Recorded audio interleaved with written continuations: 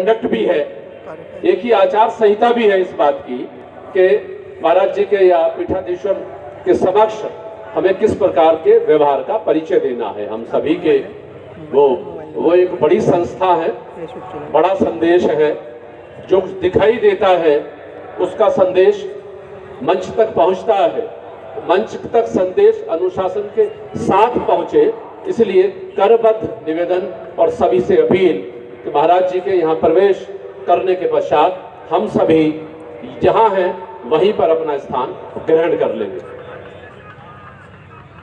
तो जगत गुरु जी ने हम सबको बताया कि अच्युत अनंत गोविंद इन तीनों नामों का जप करने से मनुष्य के जन्म जन्मांतरों के पाप नष्ट हो जाते हैं और रोग व्याधि आदि भी आसपास भी नहीं भटकते। तो हम लोग भी इन तीनों नाम का जब तक जगत गुरु जी यहाँ पे हम सबको दर्शन नहीं दे रहे हैं तब तक हम सब करेंगे। हे अच्युत हे अनंत हे गोविंद,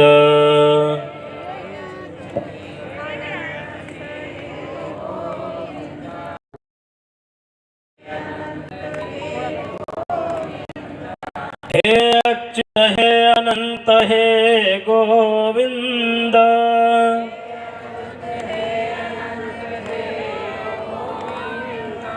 हे अच्युत हे अनंत हे गोविंद,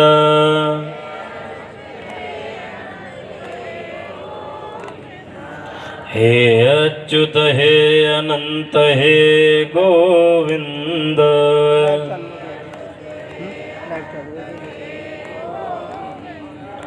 हे अच्युत हे अनंत हे गोविंद,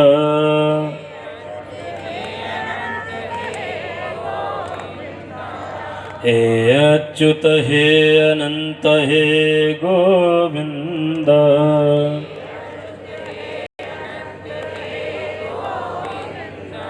हे अच्युत हे अनंत हे गोविंद।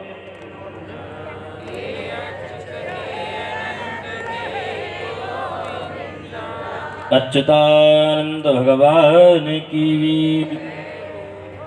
तो हम सब अतिशय सौभाग्यशाली हैं कि अब धर्म की अधर्म का, प्राणियों में विश्व का, गौ माता की गौ हत्या, भारत श्रीमद् जगत गुरु शंकराचार्य भगवान की। हरि ओम। स्वस्ति न इंद्रो वृद्धश्रवाः, स्वस्ति नः पूषा विश्ववेदाः, स्वस्ति नस्तार्क्ष्यो अरिष्टनेमिः, स्वस्ति नो बृहस्पतिर्दधातु पृषदशवामरुतः कृष्णीमातरः शुभं ज्ञावानो विदथे खुजगमायः अग्निज्वामनवः शूरचक्षुषो विषवेनो देवा भद्रं कर्णेभिः शृणुयामदेवा भद्रं पश्येमाक्षभिर्यजत्राः स्थिरैरङ्गैस्तुष्टुवागुंसक्षेमहि देवहितं यदायुः शतमिन्नो शरदो हन्ति देवा यतरानश्चकराजरशं तनूनां पुत्राशो यतरा पितरो भवन्ति मानो मध्यारीरिखता युर्गन्तोः अदितृतीयोरदितिरन्तरिक्षमदितृं माता माता स पिता स पुत्रः विश्वे देवा अदितिः पंचजना अधितृज्यातमधितृज्यानितवं द्यौः शान्तिरन्तरिक्षं शान्तिः पृथिवी शान्तिरापः शान्तिरोषधयः शान्तिः वनस्पतयः शान्तिर्विश्वे देवाः शान्तिर्ब्रह्म शान्तिः सर्वगुं शान्तिः शान्तिरेव शान्तिः सामा शान्तिरेधि यतो यतः समीहसे ततो नो अभयं कुरु शन्नः कुरु प्रजाभ्यो भयन्नः पशुभ्यः सुशान्तिर्भवतु। श्रीमद् जगद्गुरु शंकराचार्य भगवान की धर्म की अधर्म का प्राणियों में विश्व का गौ माता की गौ हत्या भारत भारत श्रीमद् जगद्गुरु शंकराचार्य भगवान की धर्म सम्राट श्री स्वामी करपात्री जी महाराज की नमः पार्वती पते हर हर महादेव।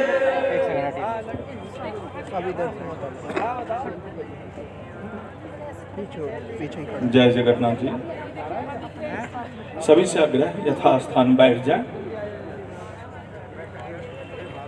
सर्वप्रथम हमारे बीच स्थानीय विधायक श्री रितेश गुप्ता जी से आग्रह है भगवान मुरादाबाद क्षेत्र के तरफ से भगवान नारायण के पादोपार पर माल्यार्पण करें।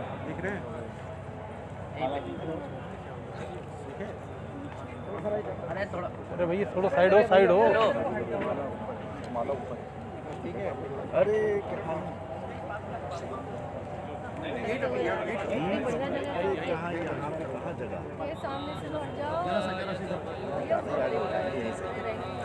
हर हर महादेव। मुरादाबाद क्षेत्र के तरफ से भगवान नारायण पादुका पर माल्यार्पण पूजन किए हमारे विधायक श्री रितेश गुप्ता जी। हमारे बीच स्थानीय एमएलसी श्री जसपाल सिंह बैस जी हैं, उनसे आग्रह है वो भी आवे भगवान नारायण पादुका पर माल्यार्पण करें। आयोजक जगतगुरु शंकराचार्य स्वागत समिति मुरादाबाद के तरफ से एवं लोहिया कल्याण ट्रस्ट के तरफ से विनय गुप्ता जी से आग्रह है आप माल्यार्पण भगवान नारायण पादुका पर ही करें। हमारे बीच आरएसएस के विभाग प्रचारक मुरादाबाद क्षेत्र के श्री बतन जी हैं, उनसे भी आग्रह है आप आवे भगवान नारायण पादुका पर माल्यार्पण करें। यहाँ के जाने माने डॉक्टर श्री विशेष गुप्ता जी से आग्रह है भगवान नारायण पादुका पर माल्यार्पण करें। हमारे बीच समाज सेवी विनीत लोहिया जी से आग्रह है आप भगवान नारायण पादुका पर माल्यार्पण करें। बुरे भाई बुरे हमारे पत्रकार बंधु आए हुए हैं और बड़े उत्साह से बहुत देर से हैं, तो सर्वप्रथम आयोजन कमेटी के तरफ से यहाँ के उद्देश्य मुरादाबाद क्षेत्र में हिंदुत्व के लिए जो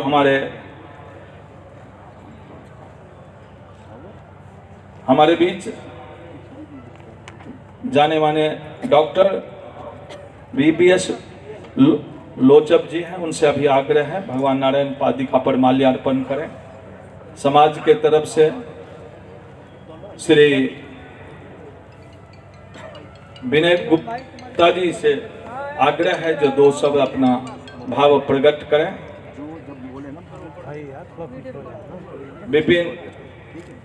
विपिन लोहिया जी से भी आग्रह है जो भगवान नारायण पादुका पर माल्यार्पण करें।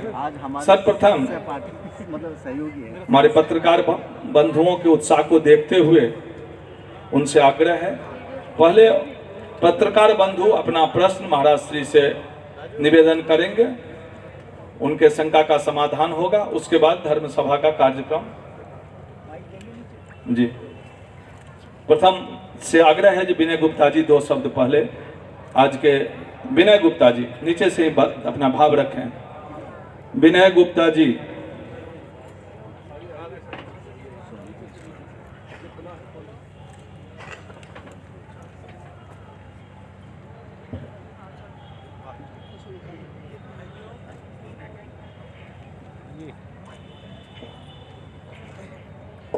भाइयों,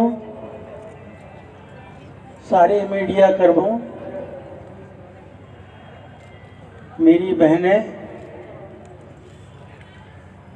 और सारे श्रद्धालु जो मुरादाबाद से दूर दूर से और खाली मुरादाबाद ही नहीं, मुरादाबाद मंडल से भी काफ़ी लोग यहाँ आए हैं, हम उनका स्वागत करते हैं।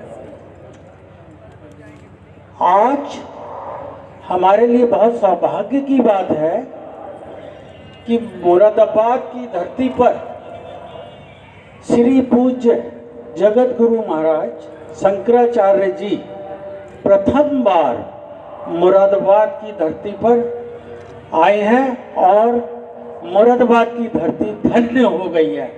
मैं चाहूँगा एक बार ताली बजाकर स्वागत करें।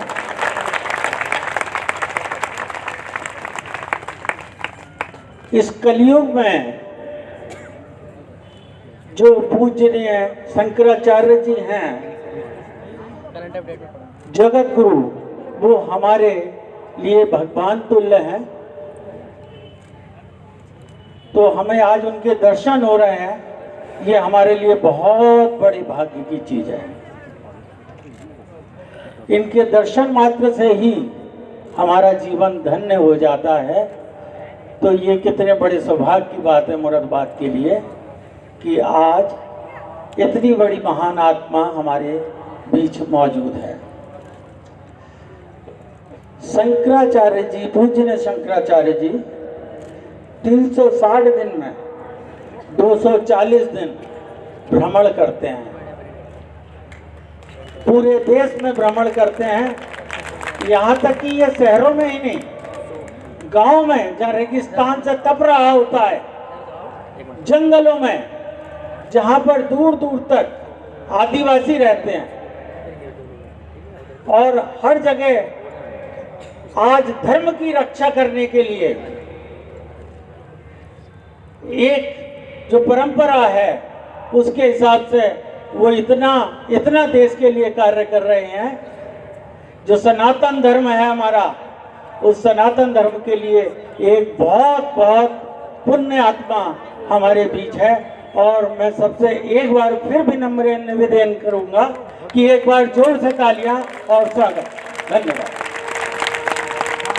हर हर महादेव।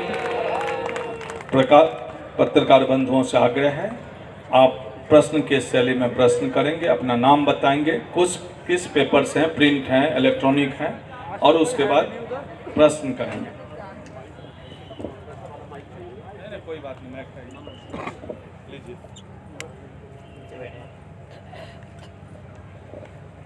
आप बोलेंगे बोलिए।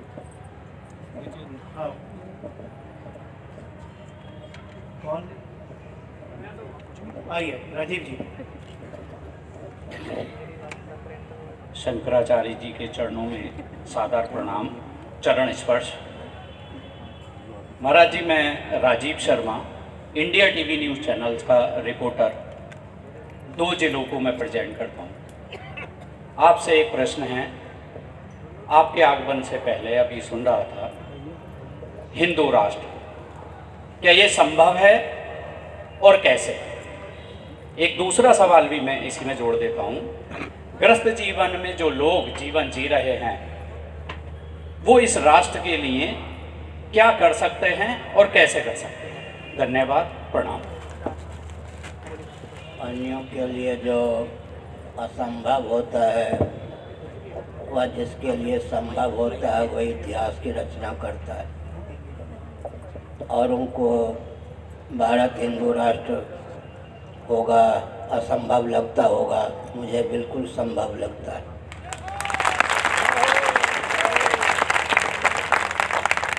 सदगृहस्थ जो सनातनी हैं उनको सबसे बड़ा सौभाग्य यह प्राप्त है, यदि वो चाहें उनके जीवन में तप का बल हो, साक्षात जगदीश्वर को लाला बना सकते हैं, साक्षात जगदीश्वरी को लाली के रूप में जन्म दे सकते हैं। भगवान श्री रामकृष्ण भी सदगृहस्थ थे, माता पिता के द्वारा ही प्रकट होते हैं।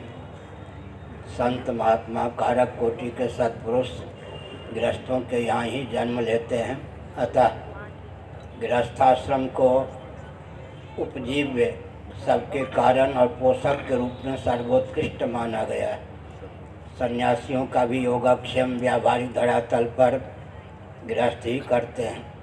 गुरुकुल में पढ़ने वाले ब्रह्मचारियों का योगक्षेम गृहस्थी वन करते हैं, और जो वानप्रस्थ कंद मूल फल नहीं प्राप्त कर पाते उन्हें भी उचित भोजन देकर गृहस्थी उनका पालन करते हैं। उपजीवी की दृष्टि से गृहस्थाश्रम सर्वोत्कृष्ट है।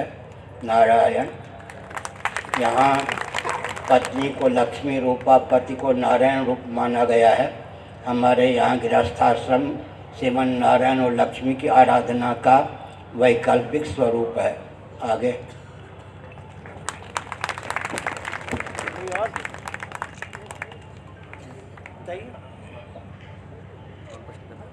हमारी यात्रा का उद्देश्य सुसंस्कृत, सुशिक्षित, सुरक्षित, संपन्न, सेवापरायण, स्वस्थ, सर्वहितप्रद व्यक्ति और समाज की संरचना, अन्यों के हित का ध्यान रखते हुए हिंदुओं के अस्तित्व और आदर्श की रक्षा, देश की सुरक्षा और अखंडता के लिए कटिबद्धता हमारी यात्रा का लक्ष्य होता है। आगे परम पूजनीय शंकराचार्य जी के चरणों में शत नमन। मैं राजीव हरी, हिंदुस्तान न्यूज़पेपर से। महाराज, सृष्टि के रचना, पालन और संहारकर्ता ब्रह्मा विष्णु महेश को माना गया, और इन तीनों में किसको बड़ा माने या आदि शक्ति को इनसे ऊपर का स्थान दिया जा सकता है? महाप्रलय में सच्चिदानंद स्वरूप सर्वेश्वर ही एकमात्र शेष रहते हैं। सदैव सौम्यदमग्र आसीत एकमेवा द्वितीयम। छांदोग्य उपनिषद के 6ठे अध्याय के अनुशीलन से यह तथ्य सिद्ध है। सच्चिदानंद स्वरूप सर्वेश्वर सृष्टि में के आरंभ में स्वयं को 3 रूपों में उद्भाषित करते हैं। उत्पादक ब्रह्मा के रूप में, पालक विष्णु के रूप में, संहारक शिव के रूप में वे सिद्ध होते हैं। तीनों का मौलिक स्वरूप सच्चिदानंद परब्रह्म ही है। अतः को बड़ छोट का अपराध कृत्य भेद से देव में भेद माना गया है। तत्वतः तीनों का मौलिक स्वरूप एक ही है। शक्ति और गणपति को 2 अतिरिक्त देव मानते हैं, क्योंकि उत्पत्ति, स्थिति, संहार, निग्रह, अनुग्रह 3 कृत्य को 5 कृत्यों के रूप में उद्भाषित किया जाता है। पृथ्वी में उत्पत्ति की प्रधानता है, उत्पादनी शक्ति की प्रधानता है।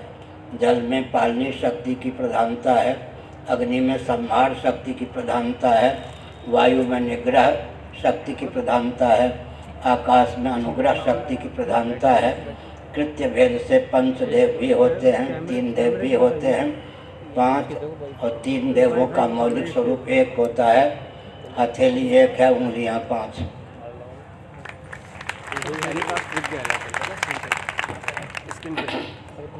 गुरुजी प्रणाम। मैं अंकित चौहान समाचार प्लस को प्रेजेंट करता हूँ और पब्लिक टीवी को। मेरा सवाल यह है कि हिंदू राष्ट्र की बात हो रही है, तो क्या प्रधानमंत्री नरेंद्र मोदी के रहते हुए ही हिंदू राष्ट्र घोषित हो जाएगा या अभी और वक्त लगेगा? नारायण, मैं क्यों मानूं कि वो न रहे और हिंदू राष्ट्र हो?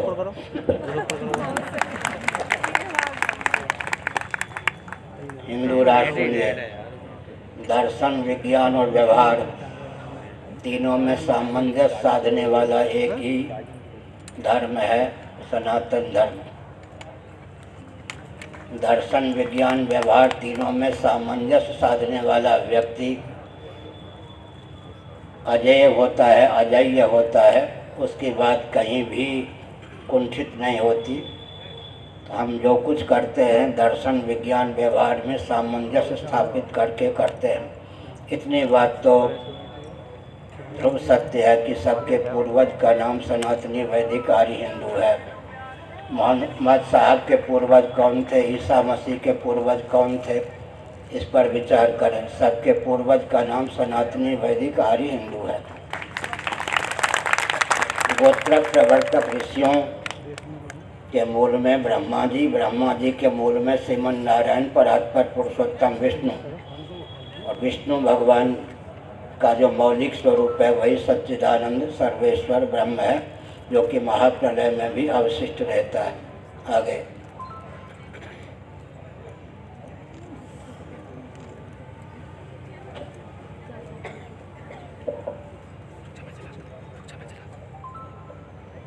जगतगुरु शंकराचार्य के चरणों में प्रणाम। मैं उमेश जागरण उजाला इलेक्ट्रॉनिक चैनल।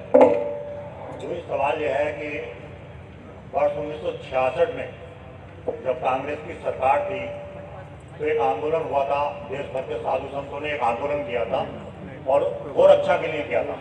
आज उसको भी करीब 50 साल से ज़्यादा हो गए और उस आंदोलन में आप भी शामिल थे। मुझे बहुत अच्छी तरीके से मैं साहित्य पढ़ता हूँ और आपको देखता हूँ, तो उसमें आप भी शामिल थे। तो क्या ये सरकार गोरक्षा के लिए कोई कानून बना पाएगी?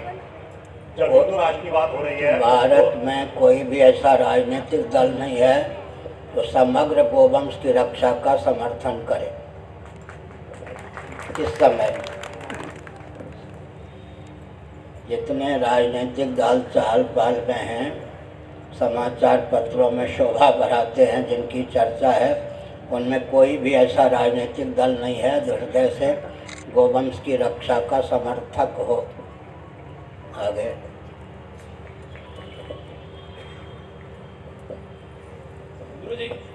सुनिए सुनिए, बुरा न मानो, होली है। एक प्रधानमंत्री जी ने कहा गोरक्षक गुंडे, कहा या नहीं? वो हत्यारों को गुंडे नहीं कहा उन्होंने, गोरक्षक गुंडे कहा। उनसे क्या आशा रखेंगे कि गो हत्या को दूर करने का प्रयास करेंगे वे? आगे गुरुजी सादर प्रणाम। आकाश शर्मा मेरा नाम है, मैं रिपब्लिक से रिपोर्टर हूँ मुरादाबाद। गुरुजी, कई राजनीतिक पार्टियां जो है वो हिंदुत्व को लेकर के अलग अलग धारणाएं बता रही है, अपनी परिभाषाएं दे रही हैं। आप किस तरह से देखते हैं हिंदुत्व की क्या सही परिभाषा है? मैंने पहले बता दिया। पहले हिंदू शब्द समझिए। भौगोलिक धरातल पर हिंदू का अर्थ होता है हिमालय से लेकर इंदु सरोवर पर्यंत। इंदु सरोवर माने कन्याकुमारी। भौगोलिक धरातल पर हिंदू का अर्थ यही होता है। यौगिक व्युत्पत्ति के अनुसार हिंदू शब्द भी बनता है हीनता, दीनता, दरिद्रता का जो अपनोदक हो, दूसक हो, उसका नाम हिंदू है। हिंदू का अपभ्रंश भी हिंदू माना जाता है। सकार हकार में अभेद की दृष्टि से सिंधु का अपभ्रंश भी हिंदू माना जाता है। मेदिनी, तंत्र, बृहस्पति, आगम, ऋग्वेद, कालिका पुराण आदि में हिंदू शब्द यथावत उपलब्ध है। हिंदू शब्द भी बनता है, हिंदू शब्द भी बनता है। हिंदू कूट, हिंद महासागर, ये सब प्राचीन नाम है। आगे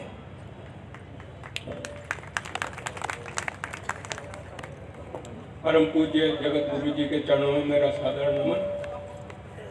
जय श्रीमन नारायण। मेरा आपसे प्रश्न है कि सनातन धर्म मूर्ति पूजक है। आज तरह तरह के जो संप्रदाय हैं वो मूर्ति पूजा का विरोध भी करते हैं और हमारी निंदा भी करते हैं। दूसरा, कुछ संगठन ऐसे हैं जो हमारे बजरंगबली जी के ब्रह्मा जी के बारे में अपनी तरह तरह की भ्रांतिपूर्ण उपदेश देते हैं, उनका किस तरीके से समाधान हो सकता है? पहले इस बात को ध्यान में रखिए कि जिनके यहाँ ईश्वर की मान्यता है, ईश्वर को जो मानते हैं, लेकिन जिनका ईश्वर जगत बना सकता है, जगत बन नहीं सकता, उनका ईश्वर सगुण निराकार ही होता है, वो अवतार नहीं ले सकता। उदाहरण के लिए नैयायिकों ने ईश्वर का अस्तित्व माना है, लेकिन ईश्वर को जगत बनाने वाला ही माना, जगत बनने वाला नहीं माना। उनका ईश्वर सगुण निराकार होता है। वैशेषिकों का ईश्वर भी सगुण निराकार ही होता है। शेश्वर सांख्यवादी योगियों का ईश्वर भी सगुण निराकार ही होता है। दयानंद स्वामी विरचित सत्यार्थ प्रकाश की सीमा का ईश्वर भी सगुण निराकार ही होता है। आपको खड़े होने में कठिनाई हो तो बैठ रही है। और बाइबल कुरान शरीफ की सीमा का ईश्वर भी सगुण निराकार ही होता है, न साकार होता है, न स्वरूप से निर्गुण। हम जगत का अभिन्न निमित्तोपादान कारण ईश्वर को मानते हैं।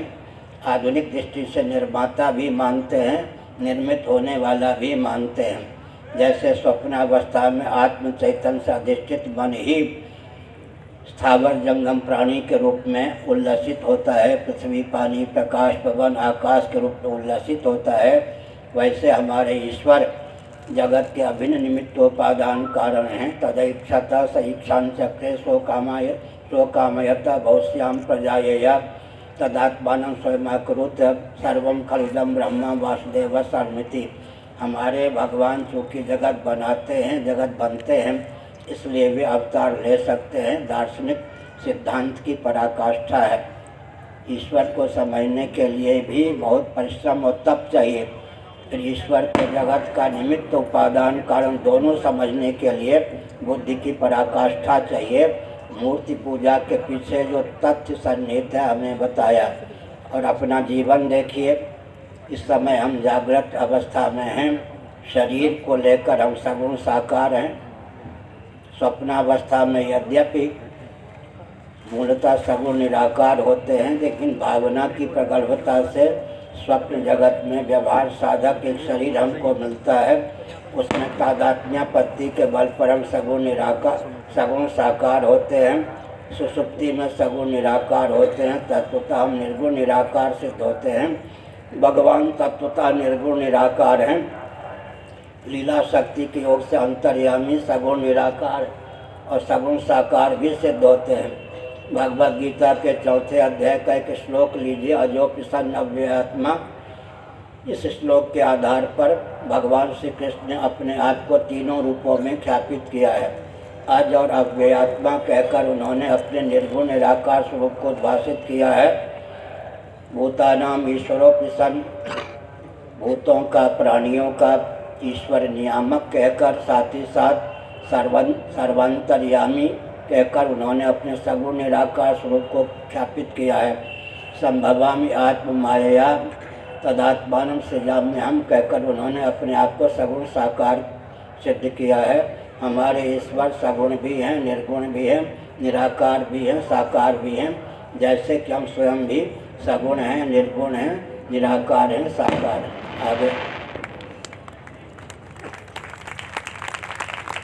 फिर से सुनिए, जिनका ईश्वर जगत बना सकता है, जगत बन नहीं सकता, उनका ईश्वर सगुण निराकार ही होता है। हमारा ईश्वर जगत बना सकता है, जगत बन भी सकता है, इसलिए सगुण भी है, निर्गुण भी है, निराकार भी है, साकार भी है। उदाहरण हम जी स्वयं। आगे महाराज जी, आपको मेरा नमस्कार। मेरा नाम अब्दुल वाजिद है और मैं दैनिक अमृत विचार अखबार में डिजिटल प्लेटफॉर्म पर अपनी सेवाएं देता हूँ। मेरा एक सवाल था कि अभी लोकतंत्र है, हिंदू मुस्लिम सिख ईसाई सभी हिंदुस्तान में रहते हैं। आने वाले वक्त में जब हिंदू राष्ट्र जैसे घोषित होने की बात चल रही है, तो उस वक्त सूरत हाल क्या होगी, किस तरीके से लोग रह पाएंगे? हमने कहा सबके पूर्वज का नाम सनातनी वैदिक और हिंदू है। इस तथ्य को स्वीकार करने की आवश्यकता है। मोहम्मद साहब तो मुसलमान नहीं थे। सुनिए, मैं बहुत लाड प्यार से बोल रहा हूँ। ईसा मसीह तो क्रिश्चियन नहीं थे, मोहम्मद साहब तो मुसलमान नहीं थे। सबके पूर्वज का नाम सनातनी वैदिक आर्य हिंदू है। अपने पूर्वज की पहचान होगी तो हिंदुत्व के प्रति आस्था होगी, और मारकाट की बात नहीं। अपने पूर्वज की पहचान होगी तो हिंदुत्व के प्रति आस्था होगी ही। कुरान शरीफ और बाइबल के पहले भी कोई धर्म था या नहीं, कोई ग्रंथ था या नहीं, उसका मौलिक स्वरूप क्या था, इस पर विचार करने की आवश्यकता है। आगे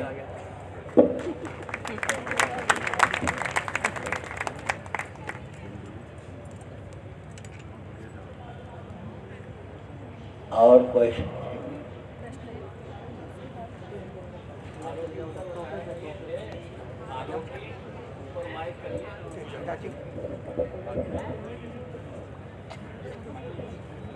और कोई प्रश्न हो पूछ सकते हैं धर्म अध्यात्म राष्ट्र के बारे में। गुरुजी नमस्कार, मैं डॉक्टर राजकुमार सिंह। गुरुजी मैं पूछना चाहता हूँ, मतलब मोक्ष का मतलब छोटे से छोटा मतलब मोक्ष जल्दी कैसे प्राप्त किया जा सकता है, ये रास्ता चाहता हूँ मैं। उपासना और ज्ञान के द्वारा मोक्ष की प्राप्ति का मार्ग प्रशस्त होता है। सायुज्य, सालोक्य, सामीप्य, सारूप्य, साष्टी मोक्ष की प्राप्ति उपासना से होती है। कैवल्य मोक्ष की प्राप्ति तत्व ज्ञान से होती है। मुक्ति की परिभाषा श्रीमद् भागवत में इस प्रकार है। मुक्ति हेतुन्यथा रूपम स्वरूपेण व्यवस्थिति, अनात्म वस्तुओं का अनुरूप आत्ममान्यता का त्याग कर आत्मानुरूप आत्मस्थिति का नाम मुक्ति है। मोटी भाषा में दैहिक दैविक भौतिक ताप से छुट्टी का नाम मुक्ति है। मृत्यु जड़ता दुख से अतिक्रांत जीवन की समुपलब्धि का नाम मुक्ति है। जिससे छुटकारा पाना चाहते हैं, छुटकारा मिल जाए तो मुक्ति, और छुटकारा न मिले तो बंध। चाहे हिंदू हो, मुसलमान हो, कोई भी हो, मृत्यु जड़ता दुख किसी को पसंद नहीं है। छोटा सा अमीबा नामक जंतु है, उसको भी छेड़े तो वो भी मृत्यु से बचने का प्रयास करता है। अस्तो माँ सदगमय तमसो माँ ज्योतिर्गमय मृत्योर्मा मृतम गमय के अनुसार यह निसर्ग सिद्ध सत्य है, तथ्य है कि मृत्यु जड़ता दुख हम नहीं पसंद करते। अच्छा, मृत्यु जड़ता दुख आरोपित है, आगंतुक है, निसर्ग सिद्ध नहीं है। उसके अपनोदन का नाम मृत्युंजय होकर, ज्ञान स्वरूप होकर, चिद्रूप होकर, आनंद स्वरूप होकर शेष रहने का नाम ही मुक्ति है। आगे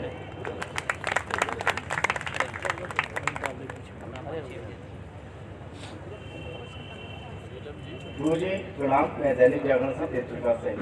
बस मेरा एक छोटा सा सवाल है कि आज भारत को हिंदू राष्ट्र बनाने की जरूरत क्यों है? क्या बनाने की जरूरत है? मुस्लिम राष्ट्र, क्रिश्चियन राष्ट्र, कम्युनिस्ट राष्ट्र। विश्व में एक भी हिंदू राष्ट्र है क्या? तो मुस्लिम राष्ट्र हो सकता है, क्रिश्चियन राष्ट्र हो सकता है, कम्युनिस्ट राष्ट्र हो सकता है, हिंदू राष्ट्र का दर्द क्यों है?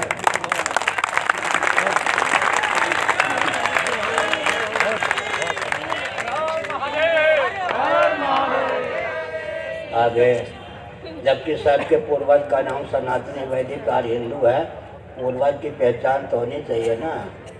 आगे महाराज जी, हिंदू राष्ट्र को बनाने का प्रयास किया जा रहा, बात की जा रही है, और मुख्यमंत्री योगी आदित्यनाथ भी संगति हैं।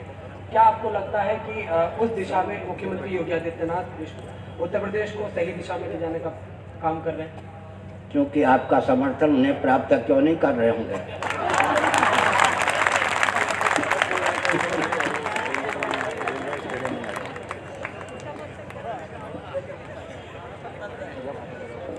आगे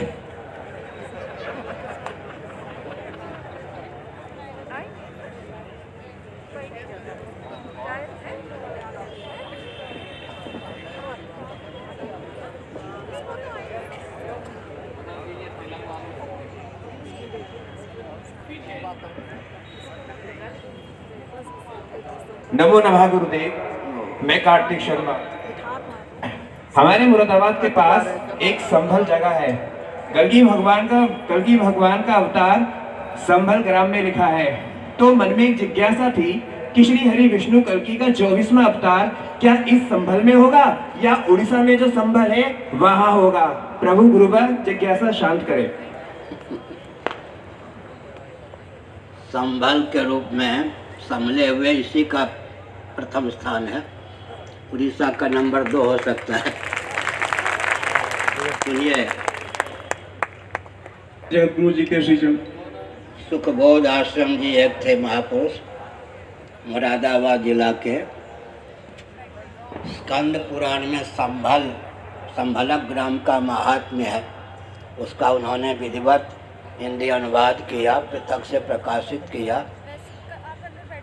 संभलक क्षेत्र, संभलक ग्राम का जो क्षेत्रफल लिखा है, पूर्व पश्चिम उत्तर दक्षिण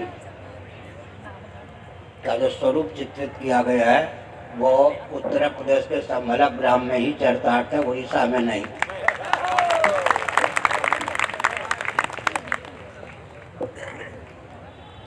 और अगर भगवान की मौज है उड़ीसा में ही ले लें तो हम क्या टांग पकड़ेंगे। संभल कर भगवान कदम उठावे, मैं यही कहता हूँ। संभलक ग्राम, स्कंद पुराण में संभलक क्षेत्र का जो स्वरूप चित्रित किया गया है, वो सारे तीर्थ यहीं सुलभ होते हैं। अगर जगन्नाथ जी उनको वहाँ खींच ले जाए तो मैं कुछ नहीं कह सकता, उड़ीसा खींच ले जाए तो मैं कुछ नहीं कह सकता। लक्षण सब यहीं चरितार्थ होते हैं। श्री रामकृष्ण भी उत्तर प्रदेश की धरती पर ही व्यक्त होते हैं। उत्तर प्रदेश के प्रति मेरे हृदय में इसलिए आस्था है, मेरी गुरु परंपरा भी उत्तर प्रदेश की ही है। मैं पूज्य स्वामी अखंडानंद स्वामी का प्राचीन महाराज का शिष्य अखंडानंद महाराज से भी मैंने विद्या अध्ययन किया है। ये सब उत्तर प्रदेश के ही सिद्ध है। आगे श्री राम। पूज्य जगतगुरु श्री चरणों में दास का कोटि कोटि दंडवत प्रणाम। जगतगुरु जी, दास का एक प्रश्न यह है कि दशनाम भारतीय समाज जिसमें कि जूना अखाड़ा आदि सभी संप्रदाय आते हैं, उसमें से कुछ गृहस्थ भी होते हैं महाराज जी, जिसमें से गिरी, पुरी, वन, भारती आदि होते हैं। तो जो ये गृहस्थ परंपरा है, ये चतुर्वर्ण में ब्राह्मण, क्षत्रिय, वैश्य, शूद्र में किन के अंतर्गत आती है? आप कौन है? महाराज जी वन। वन है जी। वन और अनेक कहाँ के सन्यासी होते थे? इसी के विषय में जगन्नाथपुरी जी महाराज। पूरी पीठ से संबद्ध वन और अरण्य सन्यासी। सुनिए बैठ। जिनके पूर्वज सन्यासी होने के बाद देवयोग से गृहस्थ हो गए, उनकी परंपरा में आजकल के गृहस्थ वन, गिरी आदि हैं। मूल में कभी उन्होंने संन्यास लिया होगा, लेकिन पुनः गृहस्थाश्रम को स्वीकार कर लिया, इसलिए उनकी परंपरा में गिरीपुरी आदि सरनेम जिसको कहते हैं, उपाधि अंत में लगाने की प्रथा है। दशनामी जो सन्यासी होते हैं, उनकी एक विधा है कि देहत्याग के बाद दाह संस्कार उनका नहीं होता।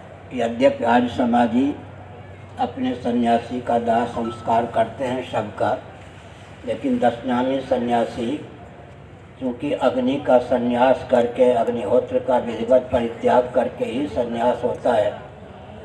मूल बात यह है कि मुखजानामयम धर्मो यद विष्णु लिंग धारुणम, ब्राह्मण का ही सलिंग संन्यास में कासाय, वस्त्र, दंड इत्यादि के सहित संन्यास में अधिकार, पहले यही प्रथा थी। कालांतर में आनंद गिरी जी आदि के अनुसार ब्राह्मण, क्षत्रिय, वैश्य तीनों ही यज्ञोपवीत संपन्न होने के कारण, यज्ञोपवीत में अधिकृत होने के कारण संन्यास लेने लगे। तो किन्हीं गिरीपुरी जो आजकल हैं, उनके पूर्वज ब्राह्मण सन्यासी रहे होंगे, किन्हीं के क्षत्रिय, किन्हीं के वैश्य, उनको भले ही उसका ज्ञान ना हो, तो ब्राह्मण, क्षत्रिय, वैश्य तीनों जब संन्यास लेने लगे और कालक्रम से संन्यास आश्रम में प्रतिष्ठित न होकर गृहस्थाश्रम में पुनः आ गए, या संन्यासोत्तर गृहस्थाश्रम को स्वीकार किया, उनकी परंपरा में गृह इत्यादि हैं। इसलिए दो प्रकार की प्रथा है। संन्यास की परंपरा के अनुसार उनके यहाँ शव का दाह नहीं होता है, कुछ लोग शव का दाह भी करते हैं, कुछ केवल भू समाधि देते हैं, कुछ केवल जल समाधि देते हैं। जिनके यहाँ जो प्रथा हो उसका निर्वाह करना चाहिए।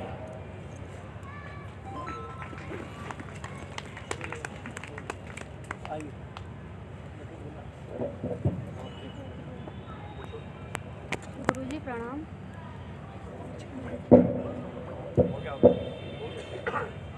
गुरुजी प्रणाम। मैं अमर उजाला से नीलम सिंह हूँ। गुरुजी मेरे दो सवाल हैं। पहला तो है कि जिस तरीके से अन्य समुदायों में उनके धार्मिक स्थलों पर उनका अधिकार होता है, पर हमारे धर्म स्थलों और उस बजट पर सरकार का अधिकार है, क्या धर्म स्थलों पर सनातन धर्म के अनुयायियों का अधिकार नहीं होना चाहिए? और पुजारियों को वेतन क्यों नहीं दिया जाता है? बैठिए। ऐसा है कि सेकुलर शासन तंत्र को धार्मिक आध्यात्मिक जगत में मठ मंदिर जो हमारे दुर्ग और केंद्र हैं उनमें हस्तक्षेप करने का कोई अधिकार नहीं बनता, सहभागिता का ही अधिकार बनता है। पहली बात है, हमारा यह वक्तव्य सुप्रीम कोर्ट में भी गूंजा, माननीय उच्चतम न्यायालय में। सेकुलर शासन तंत्र को धार्मिक आध्यात्मिक प्रशस्त परंपरा प्राप्त क्षेत्र में हस्तक्षेप का अधिकार नहीं है, सहभागिता का ही अधिकार है। और भारतवर्ष में जैन, बौद्ध इत्यादि, सिख इत्यादि जो हैं, विशेषकर बौद्ध और सिख आदि, उनके धार्मिक संस्थानों पर, आध्यात्मिक संस्थानों पर सरकार का कोई प्रभुत्व नहीं है। लेकिन जैन और सनातनी आर्य समाजियों के धार्मिक दुर्ग मठ मंदिरों पर शासन तंत्र ने अपना अधिकार बना रखा है, यह अनुचित है। सहभागिता का शासन तंत्र परिचय दे, हस्तक्षेप का परिचय न दे। और इन संस्थानों का दायित्व है कि परंपरा प्राप्त शास्त्र सम्मत विधा से मठ मंदिर का संचालन करें। आगे। जगत गुरु महाराज जी के चरणों में कोटि कोटि के अंदर प्रणाम। महाराज जी मेरे 3 प्रश्न हैं। पहले एक ही प्रश्न पहले कीजिए। हाँ, पहला एक ही करो महाराज। कि शास्त्रों में हम लोग पढ़ते हैं कि वर्ण कर्म से निर्धारित होता है, और सारे शास्त्रों में यही बात है। लेकिन व्यवहार में हम देखते हैं कि कर्म के अनुसार वर्ण का निर्धारण नहीं होता, तो इसके बारे में आपका क्या राय है? पूर्व कर्मानुरूप जन्म, जन्मानुरूप कर्म, जन्म और कर्म दोनों मिलकर वर्ण के नियामक। पूर्व कर्म के अनुरूप जन्म होता है। योग दर्शन जाति, आयु, भोग, प्रारब्ध के 3 फल हैं। जाति का अर्थ जन्म। पूर्व कर्मानुरूप जन्म देहत्याग के अव्यवहित पूर्वक क्षण में जिस प्रकार का चिंतन होता है उस प्रकार का जन्म प्राप्त होता है। यम यम वापिस्मरन भावम ते अत्यंते कलेवरम तम तमे वैति कौन्तेय सदा तद्भाव भाविता। पूर्व कर्मानुरूप जन्म, जन्म की सीमा में फिर कर्म, जन्म और कर्म दोनों के आधार पर जाति और वर्ण व्यवस्था निर्धारित है। शिव पुराण के अनुसार कदाचित किसी का जन्म ब्राह्मण कुल में हुआ और ब्राह्मणोचित कर्म से भी संलग्नित हुआ है तो ब्राह्मण ब्राह्मण, विशेषण भी ब्राह्मण, विशेष भी ब्राह्मण। ब्राह्मण कुल में जन्म हुआ, क्षत्रियोचित विधा से जीवन यापन करता है तो क्षत्रिय ब्राह्मण, वैश्योचित विधा से जीवन यापन करता है तो वैश्य ब्राह्मण, शूद्रोचित विधा से जीवन यापन करता है शूद्र ब्राह्मण। गाय अगर हो ही गई तो गाय तो रहेगी ही, भले मारने के लिए दौड़े, उसको कोई मारेगा तो गोहत्या लगेगी ही। इसलिए जन्म तो है ही। पूर्व कर्मानुरूप जन्म, जन्मानुरूप फिर कर्म। कर्म और जन्म दोनों मिलकर वर्ण के नियामक हैं। जिस कुल में जन्म हुआ हो तद अनुकूल कर्म सोने में सुगंध। आगे।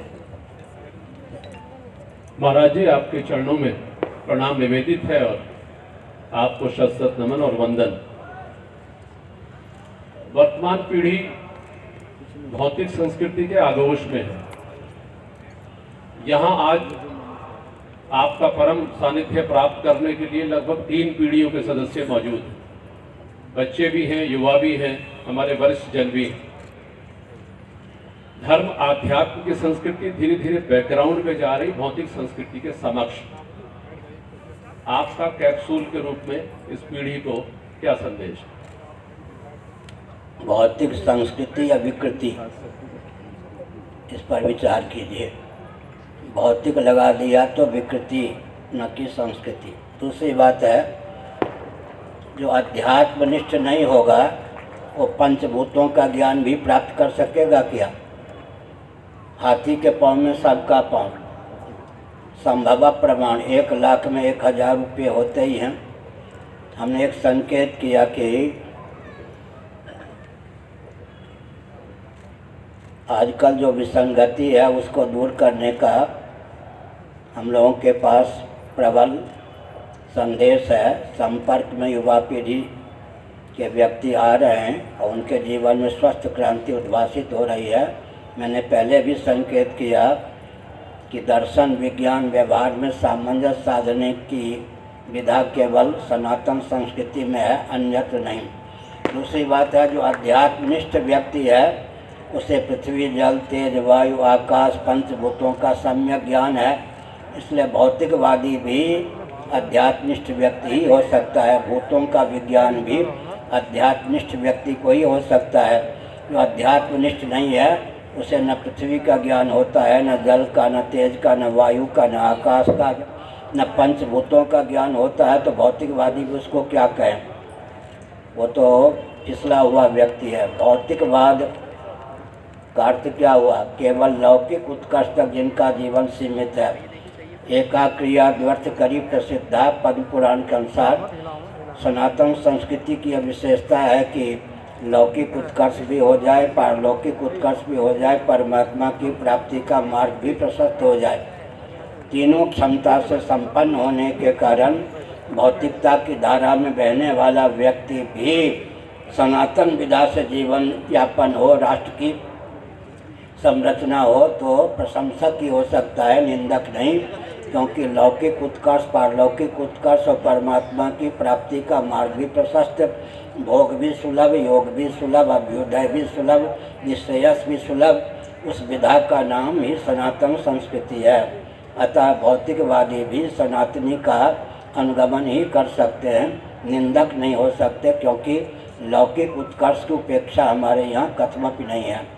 शिक्षा, रक्षा, अर्थ और सेवा को सदा संतुलित रखने की स्वस्थ विधा का नाम ही सनातन संस्कृति है। आगे महाराज जी, मेरा शत नमन प्रणाम आपको। मेरा सवाल है, आज हम हिंदुस्तान को अखंड भारत के रूप में देखना चाहते हैं। जैसे इलेक्शंस भी आ रहे हैं और लेकिन मैं ये बात, जैसे मैं समाज में कार्यक्रम करती हूँ तो मैं देखती हूँ हम हिंदू ही कई सारी जाति के नाम पर स्वयं को हमने बांटा हुआ है। क्यों नहीं हम हिंदुत्व, अपने आप को हिंदू जो कहते हैं, क्यों हम अपने आप को अलग अलग जातियों बांट कर एक राष्ट्र के निर्माण के लिए एक साथ एकजुट क्यों नहीं होते? मैं ये चाहती हूँ। इससे भी अधिक उदार सिद्धांत ये होगा, जब हम प्राणी हैं तो मनुष्य के युवक को बंदरिया से विवाह क्यों न करा दे? क्योंकि वो भी प्राणी, हम भी प्राणी। जाति संकीर्णता का द्योतक है, उदारता का द्योतक है। जाति धर्म कुल धर्म शाश्वता। गीता के पहले अध्याय का अनुशीलन कीजिए। अर्जुन को चिंता थी कि संभावित युद्ध के फलस्वरूप सनातन कुल धर्म जाति धर्म में विकृति न आ जाए, विलोप न हो जाए। पूरी गीता जाति धर्म कुल धर्म के संरक्षण में प्रयुक्त और विनियुक्त है। उन्माद पूर्वक उन्मूलन में जाति के नाम पर उन्माद को दूर करना चाहिए।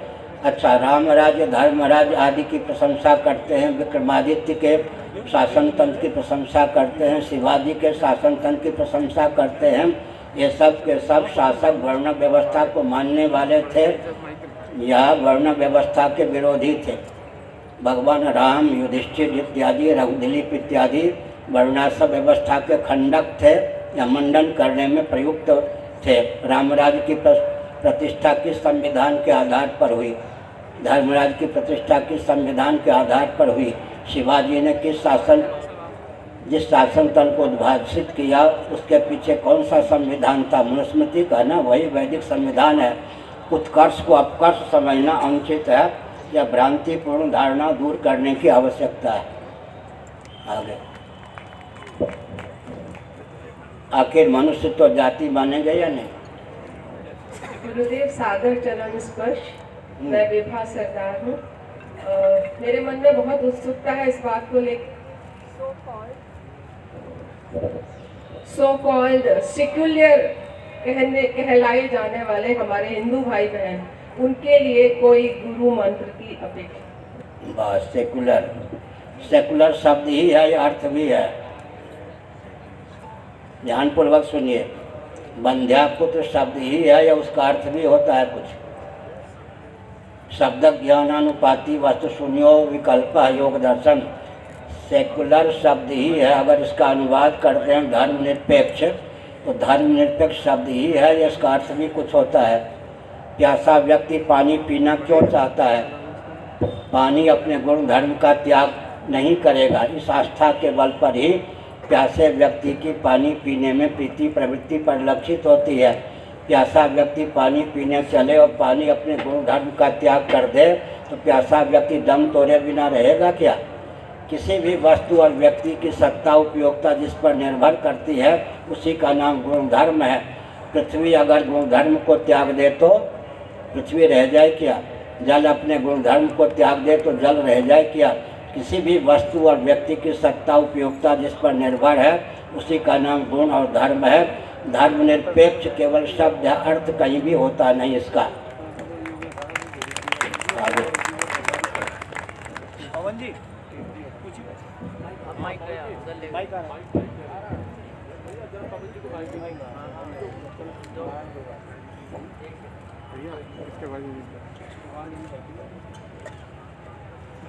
जगत गुरु के चरणों में कोटि कोटि नमन। मेरा प्रश्न यह है कि क्या देश को समान नागरिक संहिता की आवश्यकता है? समान नागरिकता किस पर लागू करेंगे? मुस्लिम तंत्र पर, क्रिश्चियन तंत्र पर, कम्युनिस्ट तंत्र पर या हिंदू तंत्र पर? समान नागरिकता का अर्थ क्या हुआ? सबका समान अधिकार क्या होगा? उसका स्पष्टीकरण चाहिए। सभी नागरिकों पर। सभी नागरिक का मतलब यह हुआ ना कि क्रिश्चियन भी हैं, कम्युनिस्ट भी हैं, मुसलमान भी हैं, जिनको भारत की नागरिकता प्राप्त है वो सब भारत के नागरिक हुए नहीं। तो उन पे मुस्लिम संविधान लागू करेंगे, क्रिश्चियन संविधान लागू करेंगे, कम्युनिस्टों की भावना को क्रियान्वित करेंगे, सनातन सिद्धांत को लागू करेंगे। अंत में होगा यही कि मानवोचितशील हाईएस्ट कॉमन फैक्टर की दृष्टि से मानवोचितशील का अनुपालन सब करें, सामान्य रीति से सब पर मानवोचितशील क्रियान्वित हो, यही ना?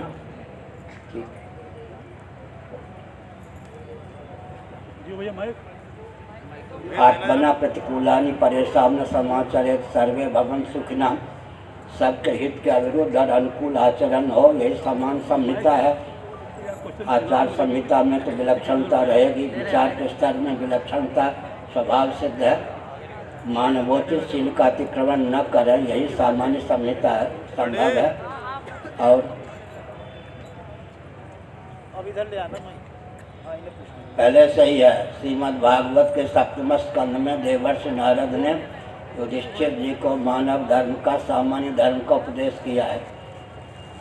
श्रीमद् भागवत के 7वें स्कंध में युधिष्ठिर जी ने सामान्य धर्म का, मानव धर्म का उपदेश किया है। युधिष्ठिर जी को देवर्षि नारद ने, वो सामान्य संहिता, आचार संहिता पहले से विद्यमान है, उसकी व्याख्या भी शास्त्रों में पहले से विद्यमान है, केवल संकलन की आवश्यकता है। आगे। गुरुजी प्रणाम, मेरा नाम अरमली है और मैं पंजाब केसरी और के न्यूज़ इंडिया नेशनल चैनल को सेवाएं देता हूँ। मेरा सवाल ये है कि अयोध्या मंदिर का जो काफ़ी समय से मामला चल रहा था, अब वो समाप्त हो गया है और निर्माण भी चल रहा है, क्या विचार रखेंगे? श्री मोदी जी योगी जी से पूछिए जो रामलला का मंदिर बन रहा है उसमें उनकी क्या भूमिका रही है? पहले नरसिंह राव जी के शासनकाल में रामालय ट्रस्ट बना था। यदि पुरी के शंकराचार्य ने उस पर हस्ताक्षर कर दिया होता तो नरसिंह राव के शासनकाल में मंदिर भी बन गया होता, अगल बगल आमने सामने मस्जिद भी बन गई होती। इसके हस्ताक्षर न करने पर आज अयोध्या में केवल राम जी का मंदिर बन रहा है। वो व्यक्ति जीवित है या नहीं है तो उससे कुछ पूछने मार्गदर्शन की आवश्यकता है या नहीं? ध्यान गया आपका? अरे मैंने हस्ताक्षर कर दिया होता रामालय ट्रस्ट में तो नरसिंह राव के शासनकाल में मंदिर भी बन गया होता, अगल बगल आमने सामने मस्जिद भी बन गई होती। मैंने हस्ताक्षर नहीं किया, इसलिए आज अयोध्या में यथास्थान मंदिर बन रहा है और मस्जिद नहीं बन रही है।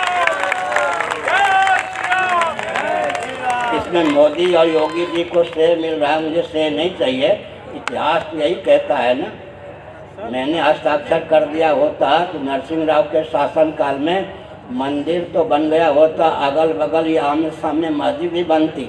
आज जो 25 किलोमीटर दूर मस्जिद के लिए जगह दी गई है, उस समय तो अगल बगल या आमने सामने मस्जिद बनाने की योजना थी। मैंने हस्ताक्षर नहीं किया, मुझे बहुत यातना दी गई, मैंने धैर्यपूर्वक यातना को सहा। लेकिन मैं एक संकेत करता हूँ, मोदी जी, योगी जी, सुन लीजिए। अधिकार नहीं बनता पार्लियामेंट के अनुसार, सुप्रीम कोर्ट के अनुसार, लेकिन उपहार के रूप में जो आप 5 एकड़ जमीन दे रहे हैं 25 किलोमीटर दूर सही, इसी निर्णय को क्रियान्वित अगर मथुरा और काशी में भी कर देंगे, जो कि संभावित है, तो केवल उत्तर प्रदेश में 3 नए पाकिस्तान बनने का मार्ग आप लोग प्रशस्त कर रहे हैं। आपकी योजना इस समय लोगों को अच्छी लग रही है कि राम जी का मंदिर यथास्थान बन रहा है, लेकिन 3 नए पाकिस्तान उत्तर प्रदेश को आप लोग दे रहे हैं। मोदी जी, योगी जी, सावधान।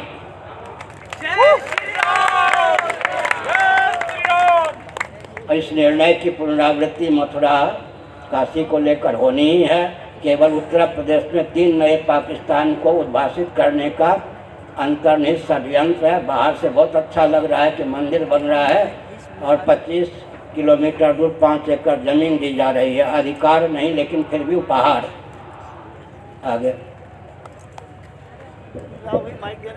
प्रणाम, मैं एडवोकेट कृष्ण कुमार सिंह। कहाँ से बोल रहे हैं? सामने। हाँ, सामने।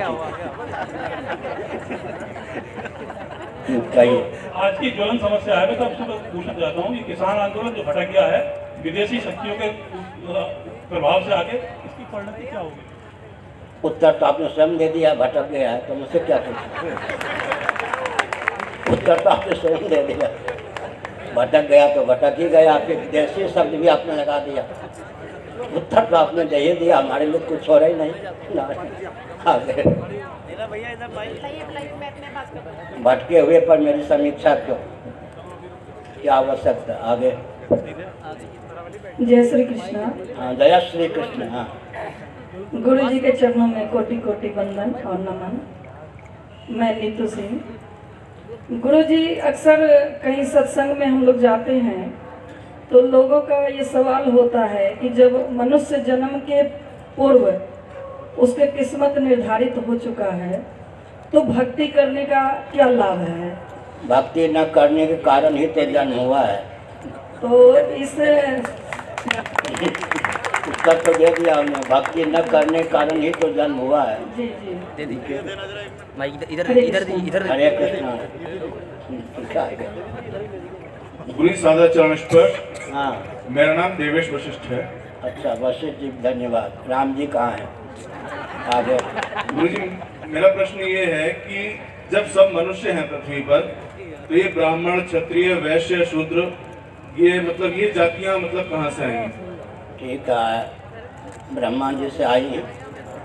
प्रथम ब्राह्मण का नाम ब्रह्मा, प्रथम क्षत्रिय का नाम इंद्र, प्रथम वैश्य का नाम वसु, प्रथम शूद्र का नाम पूषा। बृहदारण्यक उपनिषद पढ़िए। दूसरी बात है कि शिक्षा, रक्षा, अर्थ और सेवा के प्रकल्प को सदा संतुलित रखने के लिए कृत्रिम ब्राह्मण क्षत्रिय वैश्य शूद्र बनाएंगे तो समय का अधिक उपयोग होगा, संपत्ति का अधिक उपयोग होगा, फिर भी संस्कार का आधार नहीं होगा। पहले दूसरे कॉलम में ही सब भर जाएंगे, नीचे के विभाग सब खाली रहेंगे। कितनी त्रुटियां हैं जन्म से वर्ण व्यवस्था न मानने पर। आगे वैकल्पिक ब्राह्मण क्षत्रिय वैश्य शूद्र बनाते हैं अमेरिका ब्रिटेन इत्यादि में। समय का अधिक उपयोग, संपत्ति का अधिक उपयोग, संस्कार का आधार नहीं, असंतुलन, ये 4 दोष हैं वैकल्पिक ब्राह्मण इत्यादि बनाने में। उनकी लाचारी है जहाँ वर्णम व्यवस्था पहले से विलुप्त है अमेरिका ब्रिटेन की। भारत की लाचारी नहीं है। विकल्प तो विकल्प ही होता है, जब अनुकल्प नहीं मूल तथ्य हमको सुलभ है तो हम क्यों विकल्प निकालें। आगे सुनो आप, ये जो भुजदंड हैं कहाँ इनको प्रशिक्षण प्राप्त हुआ? परंपरा प्राप्त निसर्ग सिद्ध संस्कार संवेद ये भुजदंड हैं। शरीर के किसी अंग या प्रत्यंग पर वार की संभावना हो तो टूटने फूटने की चिंता किए बिना अपने आप को यूं कर देते। इसी प्रकार क्षत्रियों का स्वभाव है किसी व्यक्ति या समाज पर, संस्कृति पर, धर्म पर कोई लांछन लगावे तो टूटने फूटने की चिंता किए बिना अपने आप को आगे कर देते। नहीं तो जुकाम का बहाना लेकर सीमा से भगे लोग या नहीं। कृत्रिम क्षत्रिय जब सैनिक बनाए गए, जुकाम का बहाना लेकर बॉर्डर से भागने वाले व्यक्तियों का नाम क्यों मैं खोलूं? बुरा ना मानो होली।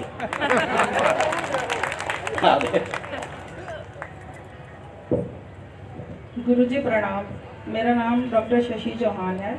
गुरुजी मेरा एक छोटा सा प्रश्न है कि जो लोग बलि देते हैं जैसे मुर्गे की, बकरी की, तो क्या उनकी पूजा होती है? वाम मार्ग से पूजा होती है, आप दक्षिण मार्ग से पूजा कर आप पक्षधर रहें, अच्छी बात।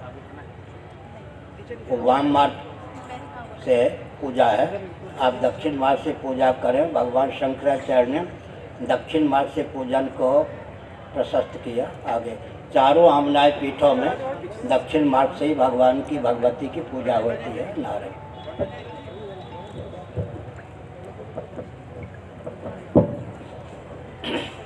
हाँ गुरुजी प्रणाम, मैं धवल दीक्षित।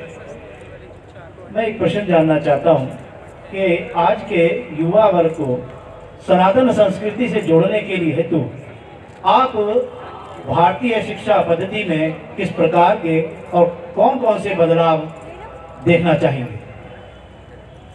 देह के नाश से जीवात्मा का नाश नहीं होता, देह के भेद से जीवात्मा में भेद की प्राप्ति नहीं होती। कर्म उपासना ज्ञान का यह शाश्वत सिद्धांत है। इस आधार पर जो पाठ्य पुस्तक बनती है उसी के आधार पर सुबुद्ध, स्वावलंबी, सत्य सहिष्णु व्यक्ति की संरचना संभव है। देह के नाश से जीवात्मा का नाश हो जाता है। इस सिद्धांत के आधार पर जो पाठ्य पुस्तक बनती है उसके आधार पर व्यक्ति दिशाहीन हुए बिना नहीं रहते। हमने 3 ग्रंथों की संरचना की, नीति चालीसा, नीति सावित्री, नीति निधि, ताकि आरंभ से लेकर अंत तक एक सनातनी वैदिक आर्य हिंदू को या मानवता के पक्षधर व्यक्ति को धर्म, अध्यात्म, राष्ट्र के बारे में जितनी जानकारी चाहिए सब सुलभ हो जाए, उज्ज्वल जीवन उसको प्राप्त हो। इस भावना से भावित होकर हमने नीति चालीसा, नीति सावित्री, नीति निधि नामक 3 ग्रंथों की संरचना की। आगे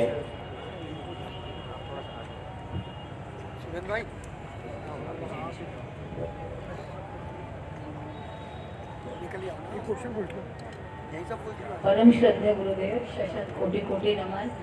मैं आपकी शिष्या, मेरे मन में आपके प्रति ये श्रद्धा जागृत हुई है कि किस तरीके से आज भारतीय ज्ञान, भारतीय संस्कृति की रक्षा के निमित्त गौ, गंगा, गीता, गायत्री, ये जो हमारे भारतीय संस्कृति के स्तंभ हैं, इसके प्रति मैं अपने जीवन में आपसे मार्गदर्शक चाहती हूँ। मार्गदर्शन धन्यवाद। प्रवचन सुनते रहें, मार्गदर्शन तो मिलते रहता है। आगे और कोई प्रश्न? गुरुजी प्रणाम। अच्छा, गुरुजी मेरा प्रश्न है कि सभी दिन तो ईश्वर के बनाए हुए हैं, फिर भी हम ये मुहूर्त कि इस दिन ये काम करना है, इस दिन ये काम नहीं करना है, इसके चक्कर में क्यों रहते हैं? चक्कर से मुक्त होकर देखिए क्या होता है। जिस मुहूर्त में जो काम नहीं होना चाहिए वो काम करने पर बर्बाद हो जाता है व्यक्ति। सुनिए, पतिव्रता अदिति ने संध्या की वेला में अपने पति कश्यप ऋषि को स्पर्श करने के लिए बाध्य किया। कालजासु को दंड, काल कुपित हो गया। 2 आतंकवादी पुत्रों को उसने जन्म दिया, हिरण्यकश्यप हिरण्याक्ष। यह मुहूर्त का फल है। अच्छा, जिस मुहूर्त में जो ट्रेन छूटनी है मत जाइए, वो मुहूर्त ट्रेन चली जाएगी, आप तो वहीं रह जाएंगे। मुहूर्त, काल, देश, काल, वस्तु। सुनिए, रामचरितमानस की एक पंक्ति याद कीजिए। ग्रह भेषज जल पवन पटक पाई कुजोग सुजोग होहि कुवस्तु सुवस्तु जग लखन सुलक्षण लोग। देश, काल, वस्तु का सम्यक उपयोग करने वाला ही उत्कर्ष प्राप्त करता है, नहीं तो मुरारी बापू की तरह स्मशान में विवाह करने का प्रयोग कर लीजिए, देखिए विवाह कितना बढ़िया होता है।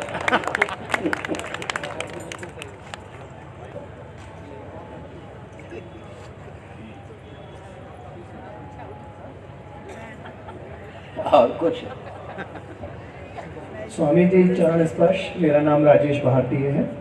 मेरे मन में एक प्रश्न था कि हमारे 8वें अवतार भगवान श्री कृष्ण मंदिर में हैं, लेकिन हमारे 9वें अवतार जो हुए जिनको भगवान बुद्ध माना गया, तो उनको मंदिर में स्थान क्यों नहीं मिला? दशावतार मंदिर भी भारत में कई जगह, आप छानबीन कीजिए, दशावतार मंदिर हैं। और जयदेव जी ने दशावतार की स्तुति की है। 10वें अवतार को लेकर मैं कुछ भाव व्यक्त करता हूँ।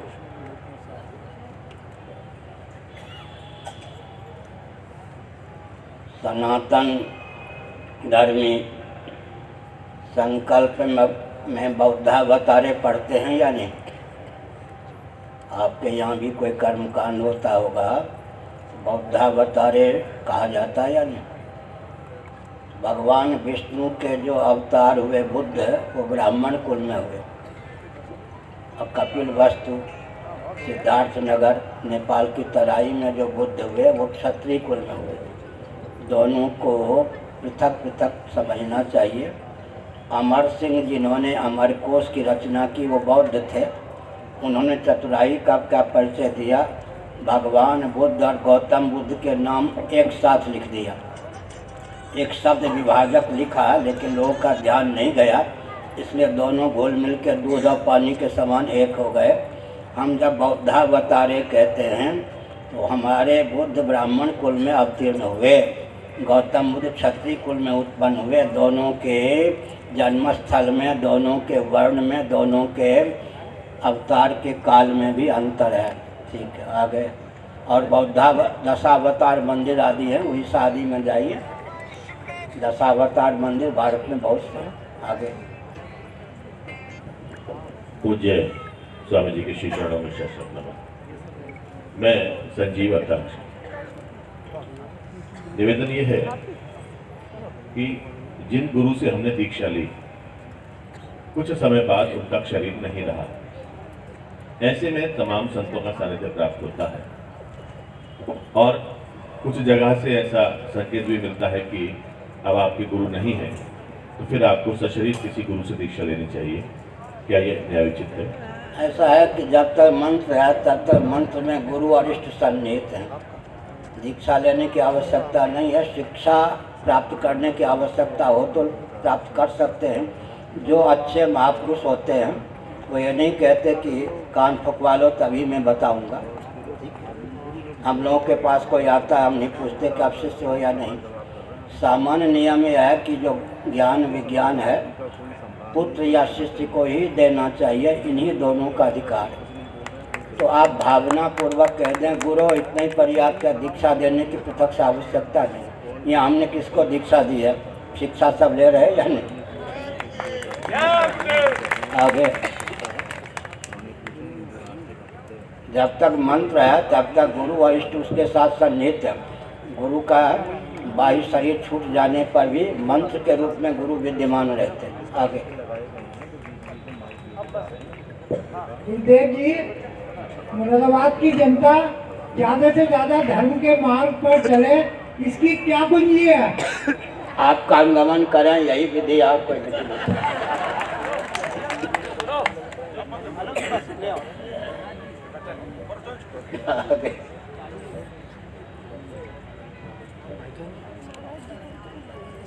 हाँ, युवकों को दो भाई।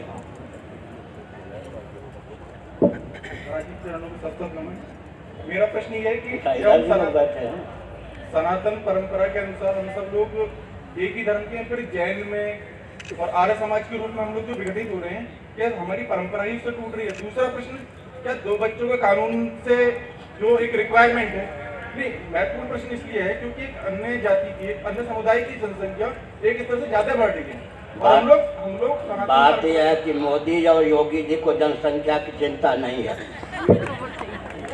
अपने साथे में सबको डालेंगे ही ना। दोनों मेरे लाडले प्यारे हैं बहुत।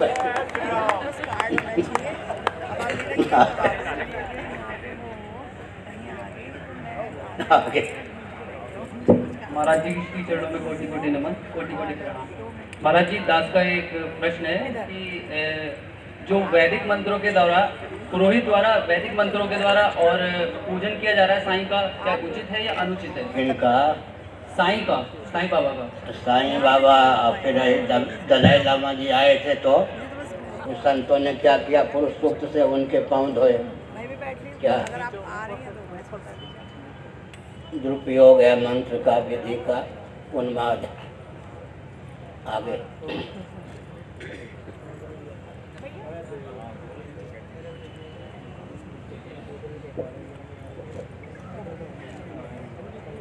भारत माता की जय। मैं आपके एक प्रश्न करना चाहता हूँ कि हिंदू राष्ट्र की बात हो रही है, हिंदू की जो बात हो रही है वो हिंदू राष्ट्र की बात हो रही है। कहाँ से हो रही है?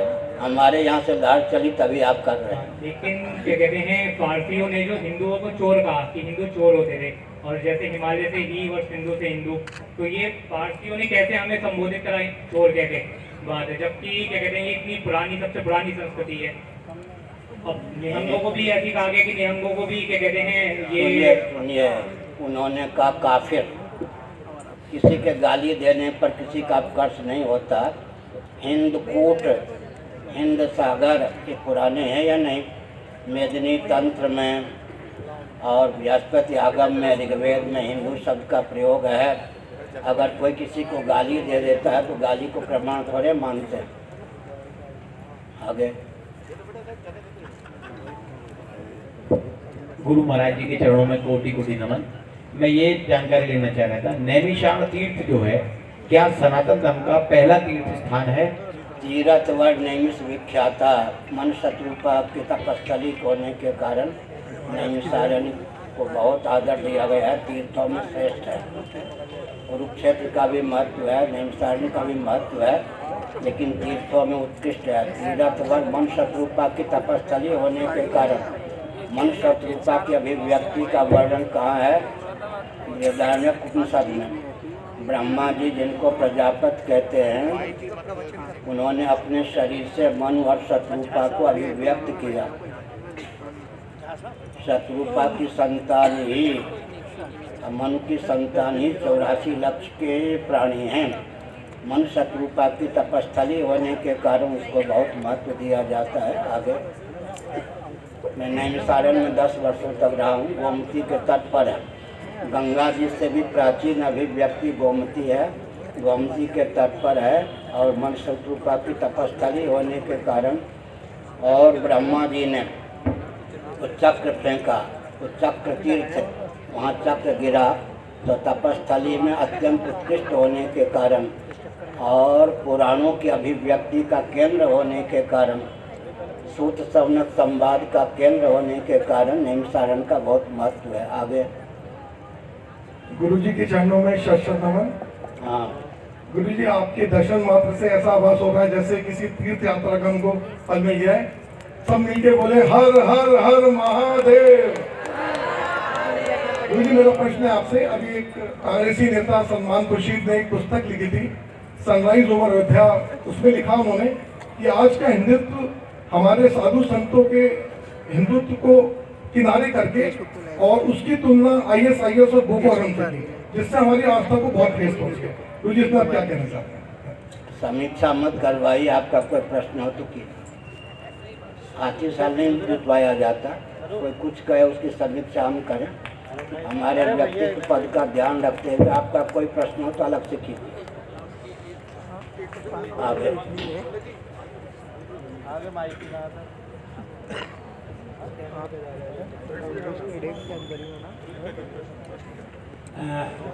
विनय गुप्ता श्री पूज्य शंकराचार्य जी को बहुत नमन करते हैं। गुरु जी से मेरा प्रश्न है कि ये जो ग्रह प्रकृति है जो हम देखते हैं और जो जड़ प्रकृति है उसके अंदर क्या अंतर है? कौन सी प्रकृति? पहली ग्रह प्रकृति जो हमको नजर आ रही है, कौन सी प्रकृति? वह बाह्य। और जड़ प्रकृति अगर दिखाई पड़ती है तो भी जड़ ही है,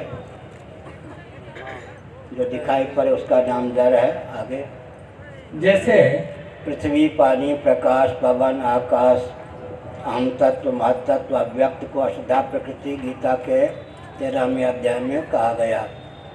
महाभूतान्य अहंकारो बुद्धि अव्यक्तम एवं च अष्टधा प्रकृति का वर्णन है। 8 प्रकार की प्रकृति है। प्रकृति का अर्थ होता है जो कार्य का जनक हो, उसका नाम प्रकृति। प्रकृति बनो उपादान कारण। आगे पृथ्वी के मूल में जल, जल के मूल में अग्नि, अग्नि के मूल में वायु, वायु के मूल में आकाश, आकाश के मूल में अहम तत्व, अहम तत्व के मूल में महतत्व, महतत्व के मूल में अव्यक्त, अव्यक्त के मूल में परमात्म तत्व। या फिर पृथ्वी, जल, तेज, वायु, आकाश और तैतृय उपनिषद के अनुसार आत्म तत्व, परमात्म तत्व। सन्निकट सविशेष को जन्म देना और सन्निकट निर्विशेष को शेष रखना सृष्टि की उत्पत्ति का रहस्य है। सन्निकट सविशेष की उत्पत्ति, संहार का प्रलय का रहस्य है। सन्निकट निर्विशेष भावापत्ति, मूल में निर्विशेषता की अवधि परमात्मा और सविशेषता की अवधि का नाम है पृथ्वी। सविशेष से निर्विशेष की ओर प्रलय की दशा है, निर्विशेष से सविशेष की ओर सृष्टि की दशा है। आगे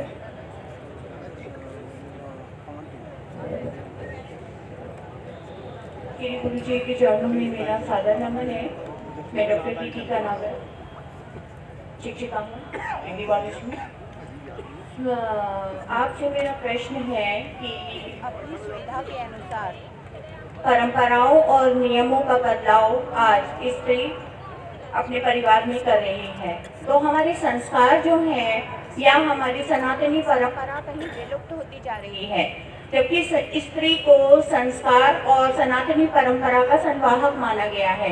लेकिन स्त्री शिक्षा जैसे जैसे बढ़ी है, आधुनिकीकरण का चोला स्त्रियों ने पहना है, तो अपने नियमों और परंपराओं की शिथिलताओं को अपनी सुविधा के अनुसार वो बदल रही हैं।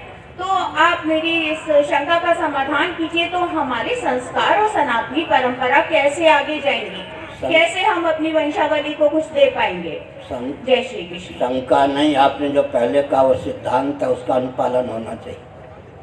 आगे आपका विचार बहुत परिमार्जित है, ठीक। विकास के नाम पर विनाश की ओर अग्रसर होना उचित नहीं। आजकल विकास के नाम पर ऊर्जा के स्रोत पृथ्वी, पानी, प्रकाश, पवन, इन चारों को अत्यंत कुपित विकृत कर दिया गया है। आजकल के विकास के गर्भ से विस्फोट निकल रहा है। इसलिए अगर व्यक्ति और समाज को स्वस्थ रखना है तो सनातन विधा से ही विकास को परिभाषित और क्रियान्वित करने की आवश्यकता है। ऊर्जा के स्रोत पृथ्वी, पानी, प्रकाश, पवन, ये चारों विकृत, कुपित, क्षुब्ध न हो। साथ ही साथ देवियों के शील की रक्षा हो, उनके स्वास्थ्य की रक्षा हो। देवियों के शील और स्वास्थ्य का ध्यान रखते हुए ही कोई विधि निषेध क्रियान्वित हो। नारायण। आगे परम पूज्य शंकराचार्य जी के चरणों में मेरा प्रणाम। मैं सिर्फ एक सामान्य प्रश्न है कि एक हिंदू परिवार को किस प्रकार से सनातन धर्म का पालन अपने बच्चों को सिखाना चाहिए, करना चाहिए? गीता प्रेस से जो विशेषांक निकले हैं उनका कम से कम स्वयं अध्ययन करें, और धर्मांक इत्यादि भी हैं, और अपने परिवार में कम से कम आध घंटे नित्य जितने सदस्य उपस्थित हों बैठें, कम से कम और कुछ ना हो तो 2-4 मिनट भगवान नाम का संकीर्तन कर लें, उसके बाद कुशल मंगल पूछें, कल्याण का जो विशेषांक है, और कुछ नहीं तो कुछ 2-4 पृष्ठ पढ़ के सुनावें, ताकि घर में धर्म और अध्यात्म का अनुकूल वातावरण बना रहे ना रहे। गुरुदेव को प्रणाम। पर्यावरण सचेतक नेपाल सिंह पाल।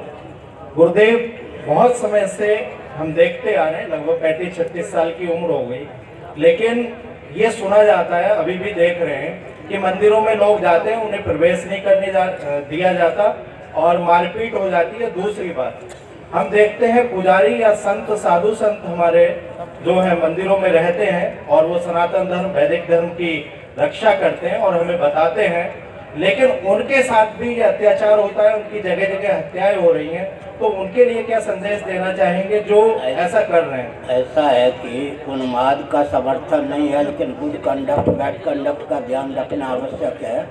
हमने संकेत किया विद्युत का उपयोग करना चाहेंगे तो विद्युत के विशेषज्ञों ने जो विधि निषेध की मर्यादा निर्धारित की है उसका अनुपालन करने पर ही विद्युत लाभ दे सकती है, अन्यथा प्राण का हरण भी कर सकती है।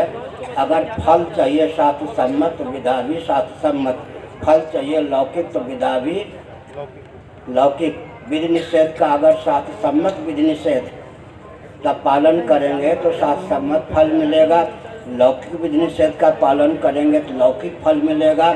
इसलिए विधि निषेध जो है राग द्वेष कोरी भावुकता अविवेक पूर्वक नहीं है, सहिष्णुता की सीमा हो, उचित व्यवहार हो। लेकिन मूर्ति के पास सब अगर पहुंच जाएंगे, हम भी बाहर से ही दर्शन करते हैं, तो मूर्ति में जो सुनिए वैज्ञानिक तथ्य,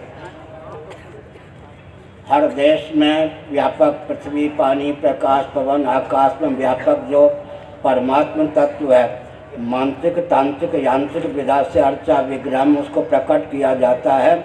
अगर अशुद्ध दशा में पुजारी जो अधिकृत है वो भी पहुंच जाए तो मंदिर में जो मूर्ति है उसमें प्रतिष्ठित तेज का तिरोधान हो जाता है, उसमें राक्षस इत्यादि जो अशुभ तत्व हैं प्रविष्ट होकर पूरे क्षेत्र को बर्बाद कर देते हैं। मेरा यह वक्तव्य सुप्रीम कोर्ट ने ज्यों के त्यों स्वीकार किया। इसलिए विधि निषेध का अनुपालन हमारे लिए भी, आपके लिए भी आवश्यक है। विधि निषेध का अनुपालन करना अपने ऊपर अनुग्रह है, लेकिन विधि निषेध के नाम पर कोई पुजारी पंडे उन्माद का परिचय न दें, यह आवश्यक है। गुड कंडक्ट, बैड कंडक्ट का ध्यान रख करके तो विद्युत का उपयोग होगा ना। मंदिर में अर्चा विग्रह में तेज प्रतिष्ठित रहे, सन्निहित रहे, तिरोहित ना हो जाए, अशुभ तत्व का उसमें प्रवेश ना हो जाए। अशुभ तत्व का प्रवेश हो जाने पर वो भूत प्रेत पिशाच मूर्ति में प्रविष्ट होकर चारों ओर विप्लव न पैदा कर दें, यह आवश्यक है। अगर फल चाहिए शास्त्र सम्मत तो विधा का अनुपालन भी शास्त्र सम्मत ही चाहिए। आजकल सेकुलर तंत्र के नाम पर विडंबना यह है कि शास्त्र सम्मत फल चाहिए और विधा चाहिए, विधि निषेध सेकुलर, उससे उन्माद उत्पन्न होता है।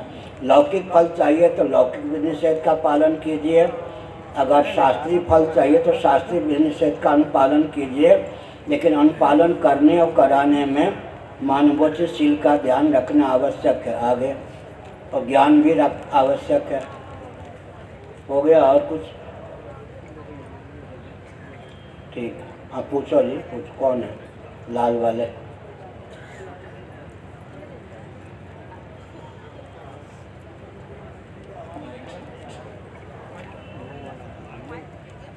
जी के चरणों में शत-शत नमन।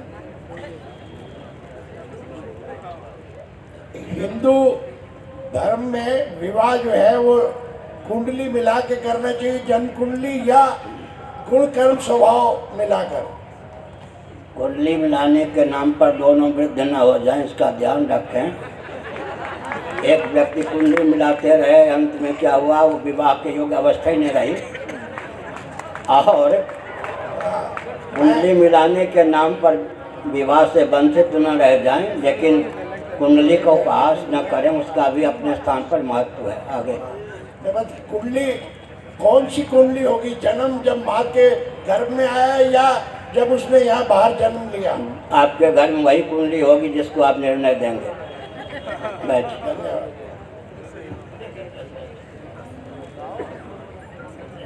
आयु का आकलन गर्भ में प्रवेश से भी होता है और जन्म इधर जन्म, और दोनों सुनिए क्या हुआ है।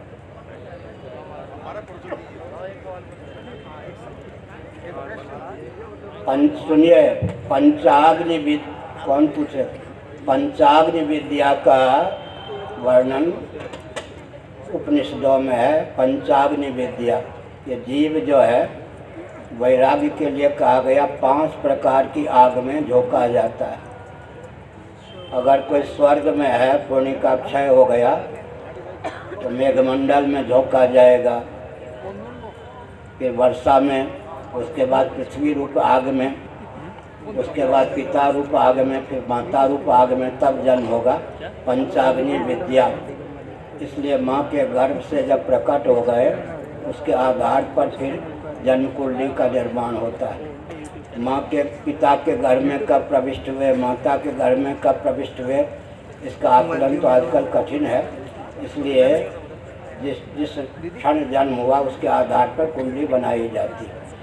साथ ही साथ महाभारत में कहा गया है, एक क्षण में पृथ्वी पर असंख्य प्राणी जन्म लेते हैं, लेकिन सबकी जन्म कुंडली एक जैसी तो नहीं होगी। प्राणी का अर्थ वृक्ष भी, सर्प भी, छुछुंदर भी, नेवला भी, क्या एक क्षण में असंख्य प्राणी उत्पन्न होते हैं।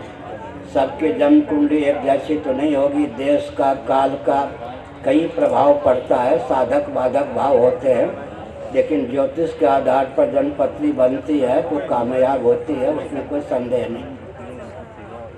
हो गया? पूछिए क्या?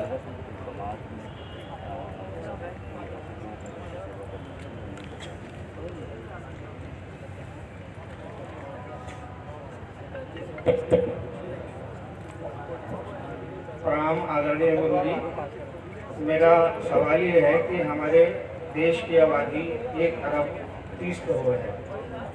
इसमें 30 करोड़ लोग गैर हिंदू हैं और आज जो स्थिति है हम हिंदू राष्ट्र की ओर बढ़ रहे हैं। हमारा समाज जो है एक बार फिर से हिंदू राष्ट्र की ओर आगे बढ़ रहा है, लेकिन जो 30 करोड़ लोग हैं जो कि गैर हिंदू हैं, क्या वह भी हिंदू में कन्वर्ट किए जा सकते हैं तभी हिंदू राष्ट्र संपूर्ण रूप से सफल हो पाएगा? गोवंश के प्रति आस्थान्वित रहते हुए रोटी बेटी की परंपरा प्राप्त मर्यादा का निर्वाह करते हुए हिंदू कोई भी हो सकते हैं।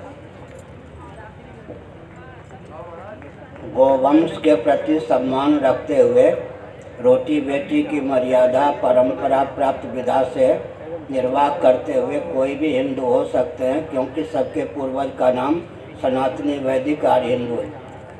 मुस्लिम राष्ट्र की एक देवी ने भी परिकर सहित अपने आप को हिंदू घोषित किया है। सबके पूर्वज का नाम सनातनी वैदिक आर्य हिंदू है। और अगर कोई मुसलमान भी रहते हैं रहीम रसखान के समान, तो हमें क्या आपत्ति?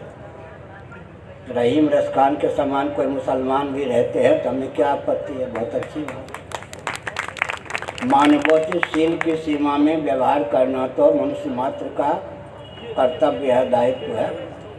आगे गुरु जी के चरणों में मेरा सशक्त नमन। गुरु जी केवल बहुत छोटी सी बात जानना चाहता हूँ, केवल यदि भगवान और ईश्वर दोनों शब्दों में कुछ अंतर है तो कृपया बताने की कृपा करेंगे। पर्यायवाचक जो शब्द होते हैं उनमें भी अवान्तर अर्थ भेद होता है। जैसे भंवरे को मधुकर कहते हैं, मधुप भी कहते हैं। मधुकर कहते हैं तो कर्तृत्व प्रधान नाम है, मधुप कहते हैं तो भोक्तृत्व प्रधान नाम है। ईश्वर और भगवान, ईश्वर माने नियामक, भगवान माने सदैश्वरी संपन्न। भग का नाम है सदैश्वरी संपन्न। एक अर्थ होने पर भी अवान्तर भेद है। आगे वंदनीय आदरणीय शंकराचार्य जी के चरणों में सशक्त नमन करते हुए मैं डॉक्टर प्रेमवती उपाध्याय, एक मेरे मन में एक तकलीफ है, उसको आपसे के द्वारा निर्देश दिलाना चाहती हूँ कि हमारे यहाँ हमारे हिंदू भाई यहाँ सभी वर्ग के छोटे और बड़े व्यवसायी आज मौजूद हैं और हम थोड़े से प्रलोभन के चित्र हमारा कृष्ण जी का छप जाए, दुर्गा जी का छप जाए, राम जी का, और उसके माध्यम से क्या शायद हम अधिक धन उपार्जन कर सकते हैं, और वो कागज पैरों में जाता है, दुर्गति होती है। संस्कृति और संस्कार के पालन पोषण करने में जो चित्र वो अपने लगाए हुए उन्हें बड़ी तकलीफ और बहुत कष्ट होता है। मैं चाहती हूँ, मेरा आपसे करबद्ध निवेदन है कि आप ऐसा संदेश दें कि कम से कम हमारी हिंदू संस्कृति और संस्कार की संरक्षण को अगर हम उतना बल न दे सकें तो कम से कम उसकी में विकृति का कारण भी न बने। मैं ऐसा आपके द्वारा एक संदेश चाहती हूँ। मैं सुनिए है, मैं Tibbia college higher secondary school Delhi का विद्यार्थी था। बस पास में ही अजमल खां पार्क करोलबाग में घूमने जाता था। प्रायः उत्सव होते रहते थे। उस समय एक प्रस्ताव पारित किया था आयोजकों ने कि ये देवी देवताओं के चित्र होते हैं, उनका तिरस्कार होता है, फाड़ दिए जाते हैं, जला दिए जाते हैं, अनुचित है। लेकिन व्यापारियों पर उसका असर नहीं पड़ा। आपका प्रस्ताव बहुत उत्तम है। मैं शंकराचार्य के पद से कहता हूँ, देवी देवता का ऐसा उपयोग न करें कि वो तिरस्कृत हो जाएं, हट जाएं। उनकी सर्वथा उनकी देवी देवता के नाम से ही काम बन सकता है, उनके रूप का दुरुपयोग न करें। इससे क्या होता है, प्रत्यवाय होता है। देवी देवता का तिरस्कार उचित नहीं है। अपने उत्कर्ष के लिए आवश्यक है कि व्यापार के नाम पर देवी देवता के चित्र का दुरुपयोग ना हो गया। नारायण।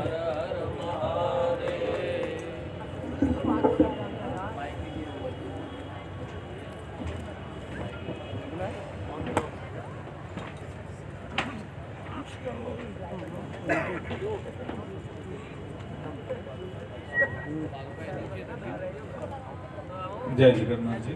आप सभी से आग्रह है, एक एक करके भगवान नारायण पादुका का पूजन दर्शन करें। कल 11:30 बजे जहाँ महाराज श्री का निवास है, श्री विनय लोहिया जी के निवास स्थान पर पुनः धर्म अध्यात्म राष्ट्र पर संगोष्ठी होगी। आपके मन में जो भी शंका हो, प्रश्न है, आप निवेदन कर सकते हैं। एक एक करके आवे, भगवान नारायण पादुका का दर्शन पूजन एक एक करके करें। पहले माताएं को अवसर दें, उसके बाद भक्त लोग आवे, लाइन में आवे, कतार में आवे, पंक्ति में आवे।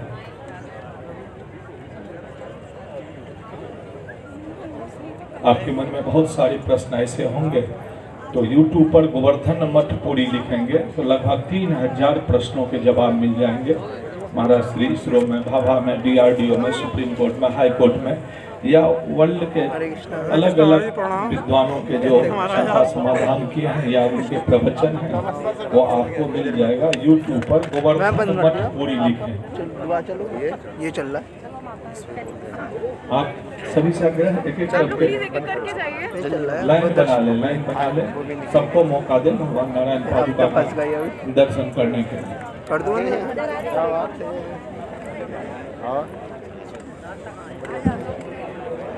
सभी से निवेदन है कि जो हमारे वॉलंटियर्स हैं वो कृपया यहाँ आगे आ जाएं और लाइन में जो नारायण पादुका है उनका यहाँ पर दर्शन पूजन हो जाएगा।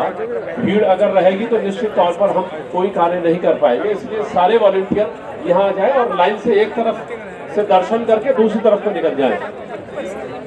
उपवन और परिवर्तन चेंज के जो भी वॉलंटियर्स हैं वो कृपया यहाँ आगे मंच के पास आ जाएं ताकि यहाँ